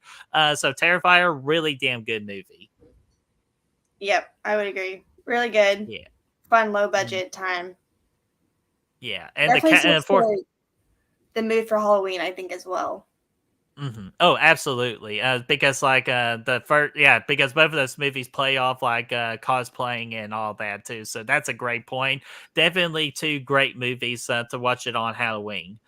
And oh, my boy Cole's here. What's going on there, Cole? Going back to Strangers Prey at Night real quick. I could see it being good. Personally, I think The Strangers is the best concept for any horror movie that would still be in the natural, non-super or spiritual world. So the franchise should be tops. Yeah, I can see that. So I'm again looking forward to seeing what direction they bring these new three movies of The Strangers. Yeah, I agree. Because, like, these strangers, they don't have to still be the same strangers, you know? Like, we don't have to go the prequel route because even watching Prey at Night, whenever I watch it, I'm not thinking these are the same strangers from the first movie. They Mhm. don't have to be. They could just be people. Like, yeah, they're wearing the same mask, but they're dressed a little bit differently still. This just can be any people wearing creepy masks doing this. Yeah, kind of like the same as Ghostface. It could be anybody. All you gotta do is just put on the costume and the mask. Yeah, because like So that's not what's like important about the movie. It's not like who's doing it. It's just mhm, them doing it. And like why are they doing exactly. it? But like Especially who's doing it does not matter. yeah, especially Dollface saying because you were home or why not? Yeah, exactly. So I like good concept there, Cole, my man. So let's see here. Was that that's it for all I have. Did you have anything else from 2018? I have one more from 2018, and it's a movie I have seen. It's Unsane. I watched this Ooh. last year, and this movie was really good. It's really it's shot on an iPhone. I think an Mhm. iPhone 8, which is pretty cool. But it's not like found footage. It's just shot on an iPhone. But it's about this girl who has like a stalker and like no one's believing her and stuff, and then she's in like sort of like a psych ward almost, Mhm. and her stalker works there. So it's really unsettling. It's really creepy. It goes to show like how we are not believed when we say like, "Hey, this is a problem," and people just downplay it as if it's nothing. And it just goes to show like how far things can go when stalker situations aren't stopped. Because it's really scary. Because that's true. Like no one cares unless something has happened to you. They won't do anything until you're already hurt or dead, and then it's fucking too late for that. So, it's just scary. It is really scary. Yeah, Brad's watched this movie recently, not too long ago, and I've always been curious about it. So it's going to go even higher on my watch list. And plus, you know how like me and Brad do our skits mainly on iPhone 14s. So even hear about this movie being shot on an iPhone 8 is really astounding. So I'm looking forward to watching Unsane. So great job for bringing that to my attention. No problem. It might be on. Where I did I think watch it? Brad owns it, Oh, so I'll borrow his voodoo on that. yeah, So. because now you have to rent it. Because it was on, I think, Tubi's where I watched it. I definitely watched it streaming somewhere, so it might come back at some point. But it's definitely worth the watch, and it like doesn't even look that bad. Like you can like watching it, like I would forget it shot on iPhone, and especially now, like phones were on like the iPhone like 14 or whatever the fuck. So like, Mhm. and they look way better now than then. So you can like do anything these days with the fucking phone. It's kind of Yeah, I crazy. know it's freaking insane. So it's just great. I love my phone for the recording and all that. So I bet they wish like this movie wish it had the iPhone 14. But yeah, I do remember it looking good and just not knowing about that whole iPhone 8 situation. So I'm even more looking forward to it. I'll definitely add it to the watch list. Did you have anything else for 2018? Nope, that was it. Great. All right. So we're in the last bit of the year. We decided to celebrate the 1 year of it just so we can relive it all over again. I'll bring up these two movies first, and then we'll save the big movie for the finale. The first one we'll talk about, or the first two we'll talk about, is Fresh, one of the like surprising movies of 2022 that not a whole lot of people thought they was going to be like as good as it is now, because this movie is really damn good. Came out on March the 4th on Hulu. This has Daisy Edgar Jones and Stan Sebastian Stan. Sebastian. Yeah, freaking Bucky from the Avengers movies, Winter Soldier. So on Hulu, if you've not watched this, definitely highly recommend this watch. And then the other one is The Seed that came out on Shutter last year. And man, talk about like I wanted to turn this movie off at a lot of points in this movie. So Desi, let's get your thoughts on Fresh and The Seed. I loved Fresh. It kind of like came out of nowhere, and I remember what like going home and watching that day because I believe it was like on a Friday, and so I was like so excited. That's all I kept thinking about. I was like at work was like going home and watching Fresh. And I was so excited, and I remember waiting for the title card because I like taking pictures of title cards, and I'm like, we're not getting a title card. What the fuck is going on? 30 minutes in, we get a title card, and something had just happened. So I couldn't take a picture of the title card. I was like, damn it. But I love the way they did it. It's shot really like interestingly, and it has really cool camera work, and like the coloring is really good. And it's like you're watching it and like everything, watching it from like a woman's perspective, like everything I was just like, oh my god, no. But like yes, like you want to believe him because he's so charming, but everything he's saying, it's like asking about the friends. Come on now, like can't take pictures. Come on. So like everything was such like a red flag, and you could see the way it double plays. You could see how it can mean this, but it really means this, and I really like that about the movie. Um, and Sebastian Stan was great. I saw like people compare this to, like American Psycho, like the way he's kind of like Patrick Bateman, and I think he's not Mhm. as like sinister and like as nothing as Patrick Bateman, but just seeing him like switch from like dark to like dancing and having a good time, and he's like dancing with a leg. That is so insane. But it was so good, and I really liked the ending. I think the ending could have been a little bit stronger, but I liked Mhm. him like being attacked by like everyone. Because like yes, love that because as everyone should, he's fucking with all these girls and they're all trying to tear him down. So I thought Fresh was wonderful, and it made my top 10 favorites of last year. So Hell yeah, and I agree with you. Fresh, no pun intended, was a fresh movie. During like just when it first came out. I got a little late about. I think my buddy Chris told me about this movie, and I watched it, and I had a really good time with it. Definitely surprised the hell out of me, and just the whole chemistry between Sebastian and Daisy. Their chemistry with each other made this movie, especially with Sebastian Stan too. But just his charisma was off the chain, and I've never really seen that side of him as an actor.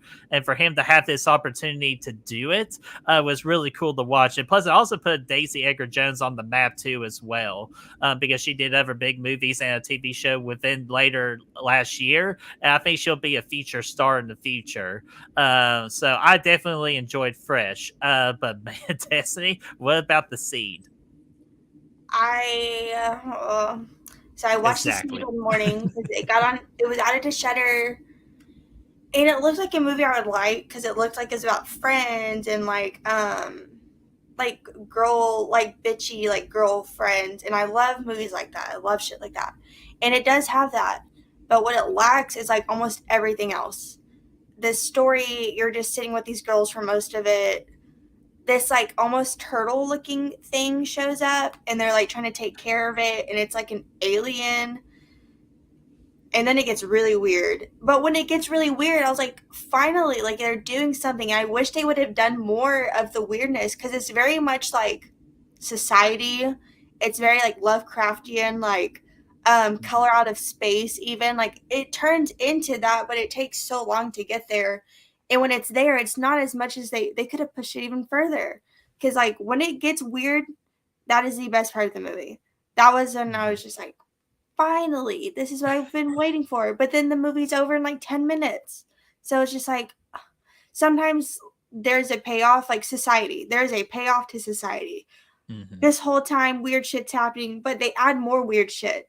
And I think if this movie would have added more weird shit, it would have been better. Because they're Mhm. there and they're driving, they're secluded, and they don't have phones, and that's like the big thing about it. But it just didn't. And then, like, the very end, I was like, oh, come on. But like it has like some cool moments, and like I do like the black. There's like black like coming out of people's eyes, Mhm. and they fuck this thing, whatever it is. So that's like the cool part. But everything else was just so, I don't know. It wasn't as strong as it definitely could have been. Because if this was just a little bit weirder, I think this movie could have been a lot better. And Gavin said it best, and we love weird shit. And yeah, this Exactly. movie does get to weird shit, but Destiny said it best. Unfortunately, it happens in like the last like 30 minutes of the movie. And it's like there were a lot of times where I just really wanted to turn this movie off because I was just not interested. It was slow, it was boring. But then once again, we got to the weird shit. I'm like, okay, I'll stick around a little longer. Then we get to the quick, like you said, a quick third act. I'm like, I wanted more of that. Where the hell was this throughout the entire time of this movie? So that whole like last 30 minutes of the movie it saved it for me. So I did give it like a 2 out of 5 from my recollection. But yeah, you're right though. If they would have done like kind of like the society route, if they gave us a little weird at the beginning to get interested and to gravitate towards the movie, if they pulled off the whole third act, this easily could have been a 3 out of 5 or a 3.5 easily. But yeah, I was disappointed in this movie for sure. Besides that whole like third act, the third act saved it for me. Yeah. Also, Mud made a good point talking about Fresh. He said a Wounded Fawn was pretty much just an art house version of Fresh. I would agree with that because I watched a Wounded Fawn and I was like, oh, this is very much like Fresh. Not the same cannibalistic part. Like that is different. But this guy and this girl and they like don't really know each other that well, and they're going to on a date to his like cabin, Mm. and he's not right. So when I was watching, I was like, this is like Fresh. And there's actually like I didn't really like Wounded Fawn because like it was I felt like it was trying too hard to be an art house movie. And like I was just like, what are we doing? Like, what is this even doing? What does this mean? I don't care. And it just looked weird. But it didn't look cool. It just looked fucking weird. But there were actually moments in A Winded Fawn that scared me. Like every time this girl would walk by, and every fucking time it would startle me because it looked really unsettling. Like she looked really fucking creepy. But I just was not a fan of A Winded Fawn. I would watch Fresh 10 times in a row, probably before I watched A Wounded Fawn. Uh, excuse me. So I was kind of like, this okay. This kind of sounds interesting. So, do you recommend a Wooded Fawn, or just skip it and just enjoy Fresh again? I mean, if you're gonna watch it, like put it further down on your list because there's still cool Mhm. stuff in it. Like I think the opening was pretty cool. The parts that scared me were cool. Like there's a jump scare that like genuinely like made me jump. Um, it's and like when there's like blood and like there's some like death going on, like that's cool. It was just it has to do with Greek mythology. So Mhm. that's not my thing, and I don't know like anything about that really. And that's a big part of the movie, and that's like what he's Ooh. seeing and stuff. But like that just like I just don't understand any of that. And I feel like they didn't explain it well enough in the movie either to where I just couldn't follow like what was going on. It just like it's just going this place and then it goes somewhere so weird and I feel like it just doesn't recover from like that shift. Hmm. And yeah, and I'm a fan of Greek mythology. It was actually my favorite class to take in high school was the whole mythology and Greek and Egyptian mythology. Always like kind of like I gravitates more because it was so damn interesting. So yeah, I'll add it to the watch list, but I'll take your suggestion, Destiny. I'll move it down a few pegs towards the bottom, and then like the app I just recently found called the Q app, where I could just put a bunch of movies on the queue and do a spinner, I'll add it to the spinner. And if it lands on it, I'll watch it then. So hell yeah, thanks for bringing that up. And of course, Fresh, phenomenal. Definitely recommend that. And then The Seed, just enter at your own risk. Like if you want to experience that weirdness, give it a chance. If not, just get to it when you can. It'll always be on Shutter. Yes, because it is a Shudder So movie. yes, it definitely is. And then, so we're going to go ahead and talk about this last movie here. And this is a movie that dominated everything in horror. Yeah, Chef's Kiss right there. Chef's Kiss. So that is A24's X. Oh my gosh. So much to talk about for this, but we'll try to kind of like do like a Cliff Notes version and all that. Or as that. So it was released on March the 18th. So it actually had a 1 year anniversary yesterday. So yesterday would have been a great time to watch this movie. But you know what? We can watch it today. Great numbers all around. Definitely on the Real Horror Awards show. This got voted in as the best movie of 2022 for the Real Horror Awards. So let's freaking talk about it. Destiny, what are your thoughts about X before the movie and after the movie? So I remember being at work when this trailer came out because it was like really early. Like I had watched it like as soon as it hit without like knowing. I hadn't heard of anything about this movie except for I had seen maybe a concept poster of it, like of the X, because there was another movie that has like an X sort of like a title and like poster. So I saw some people comparing the posters, but that was it. Then the trailer came out that morning and I watched it and I was like, oh my God.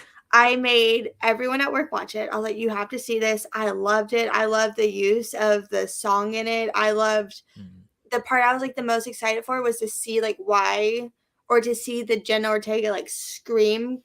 It's still probably one of my favorite trailers we've gotten because of the way it's cut and the use of the song and like her screaming and it cutting and um I was really excited for this. And then we didn't have to wait that long. Like the trailer came out and the movie was like a month and a half away. And I was like, oh my God, like we're getting a movie so fast. That's really cool. So saw it on the 17th because it was like the day before. When Mhm. saw it, one of the worst movie experience I've ever had. This was awful, and I was so upset because this was the movie I was looking forward to most now because Scream had already came out. Um, and people were just talking like the entire time, and it was so fucking annoying. Other than that, though, I loved the movie. I live in Texas.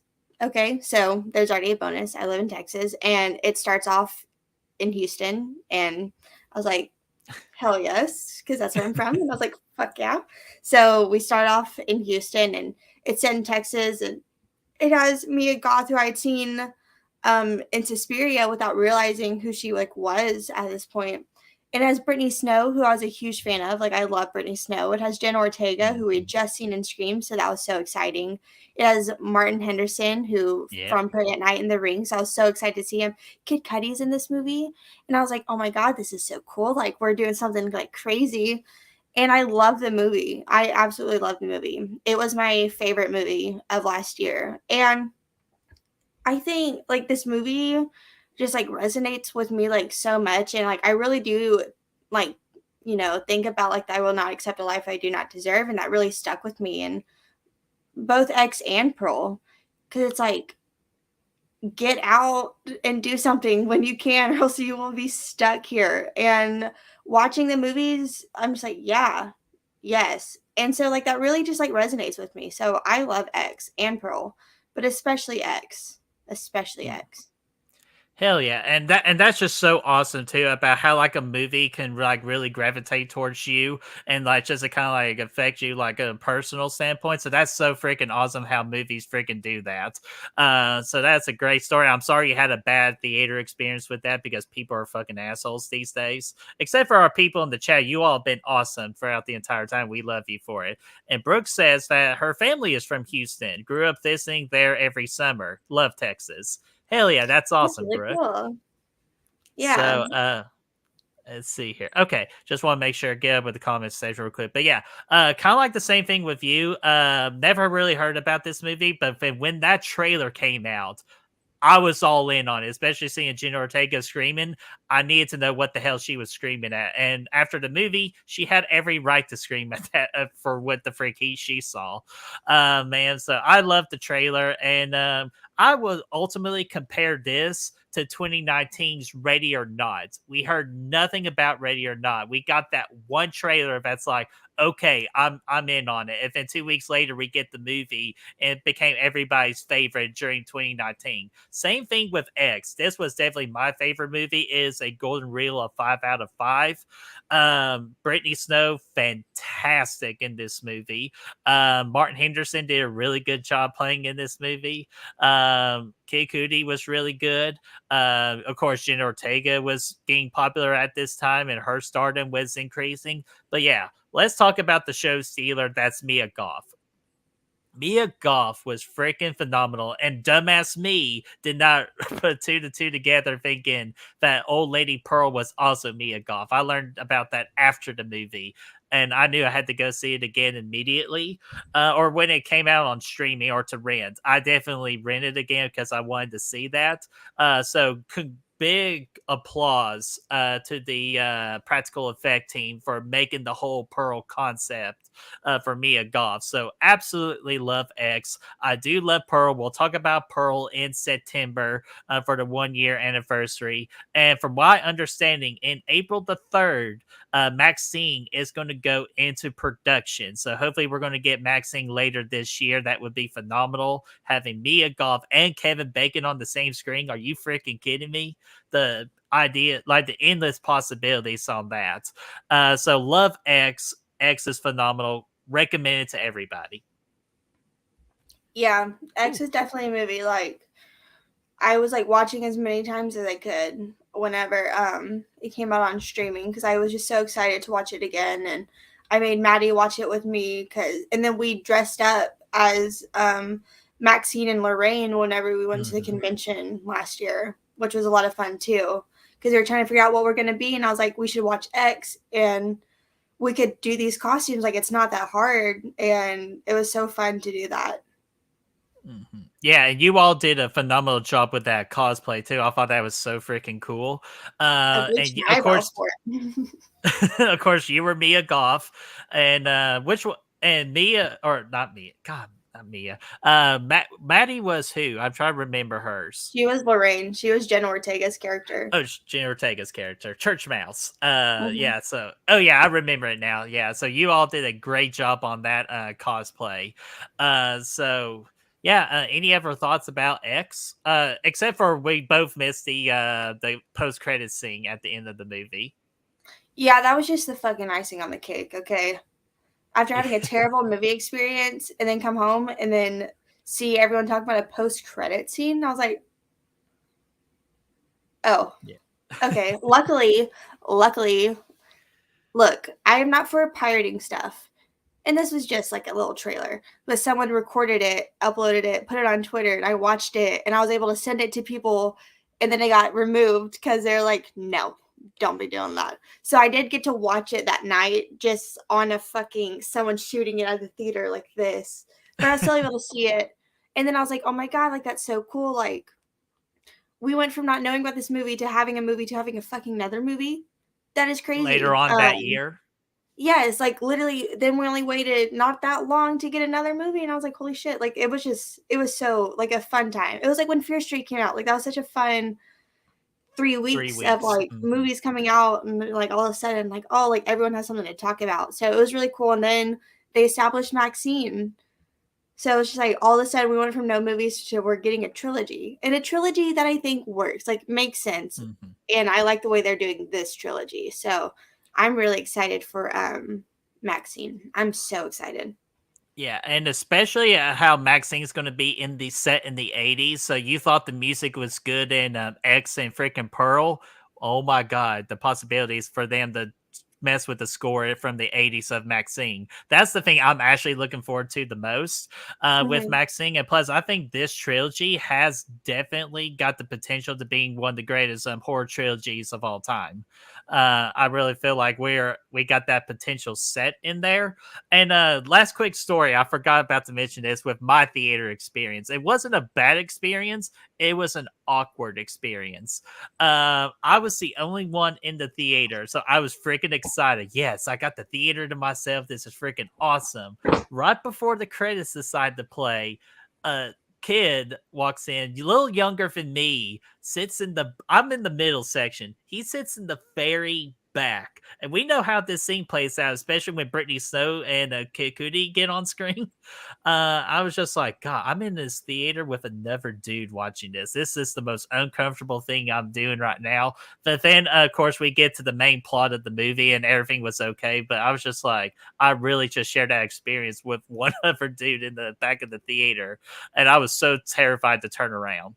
I would have taken that over what I had. There was like 10 Mhm. people in the theater, and I always sit in the very back.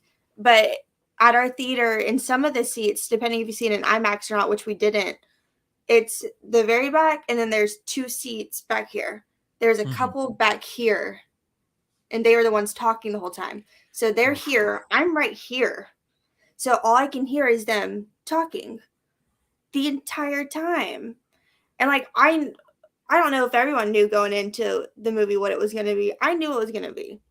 I knew we're about Mhm. to see some porn. Like I knew we're going to see like drawn out sex scenes and that's what I wanted to see. So we got that. So like I wasn't uncomfortable at all. I was just fucking annoyed like shut up, quit Annoyed. talking. Don't talk. Yeah.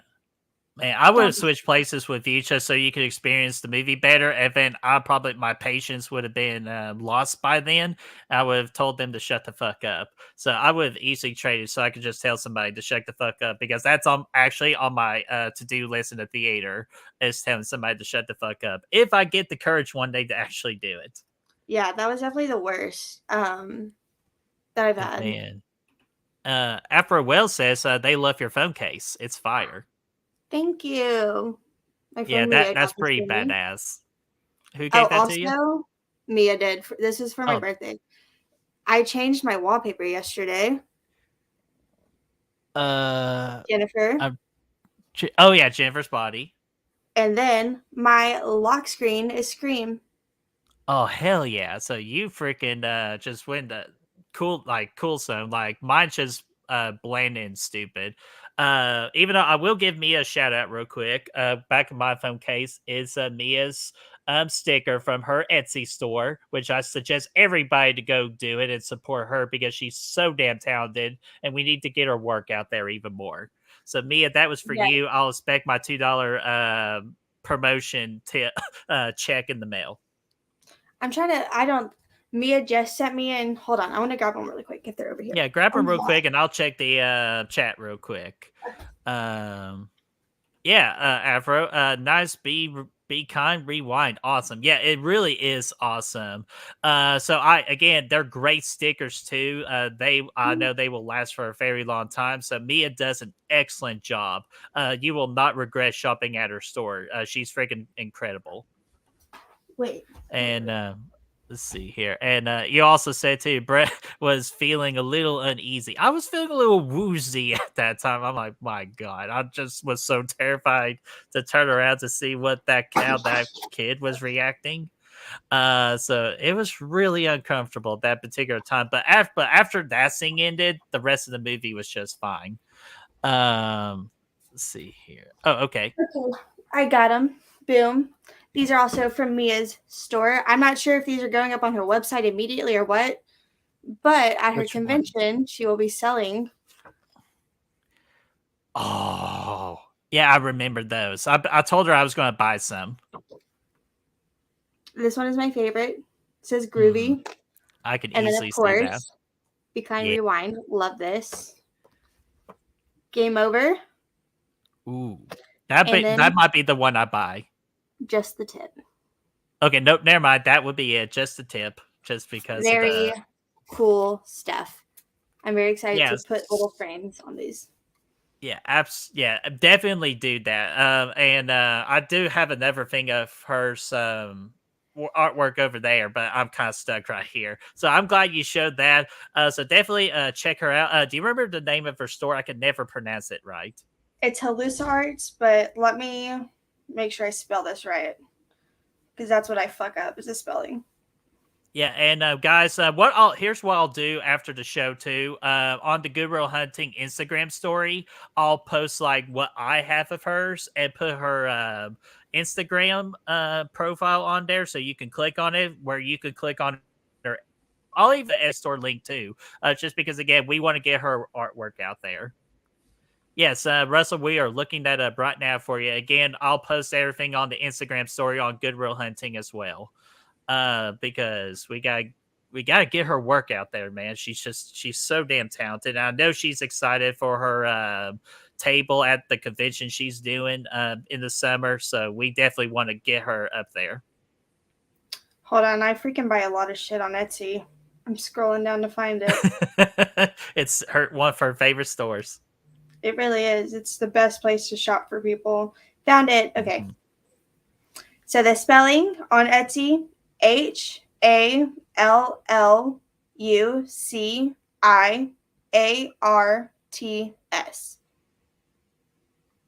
All right. Put it in the chat too, so if y'all want to copy that too. I'll be sure for us to hang out just a little bit longer. So y'all could got enough time to copy that name and then paste it on the Etsy website. You'll find it. Yeah, how badass is that, guys? I have this one up on my wall. Mhm. So Damn it. Okay, I'm getting mine real quick. I'll get up real quick. Mine are on my wall. I can't. I know you got yours so beautifully displayed. Okay, I got mine because I like Futurama. I love Scream. Yep. This is what I got.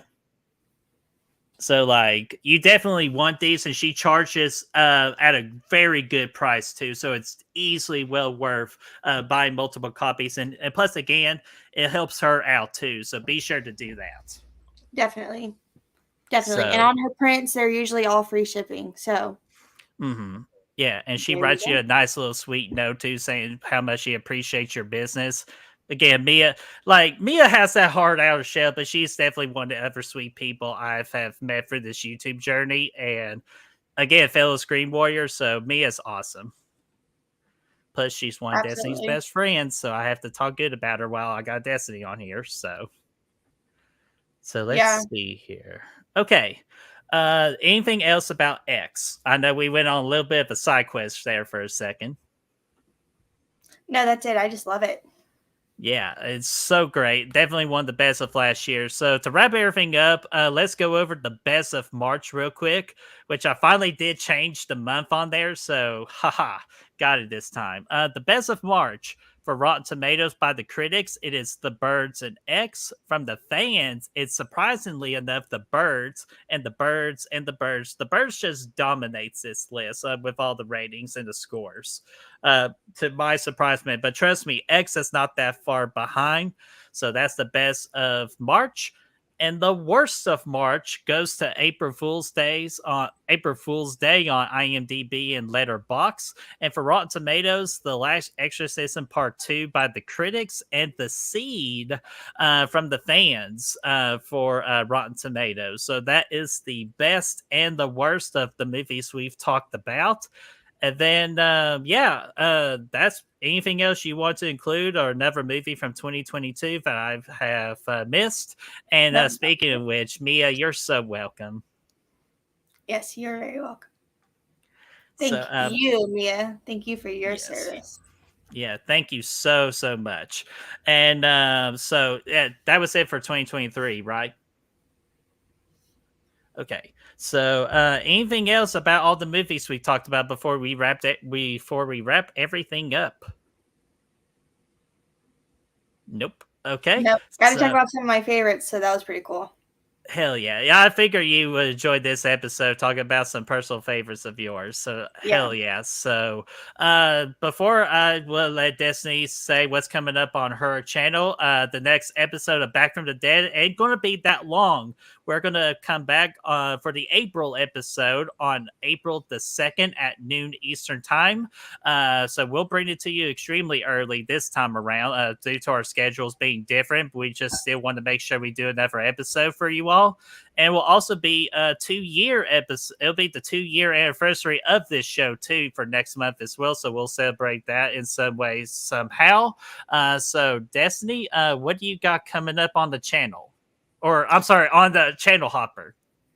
Yeah. Tomorrow, Fear Freaks with Brayden. I'm not sure what time we're doing it because I know y'all have y'all stream as well. But we'll be doing it tomorrow, and it's just gonna be like a chill session, just because it's kind of thrown off. And then on the 23rd, I will be on Matt's channel. We'll be watching Wolf Cop, both of us for the first time.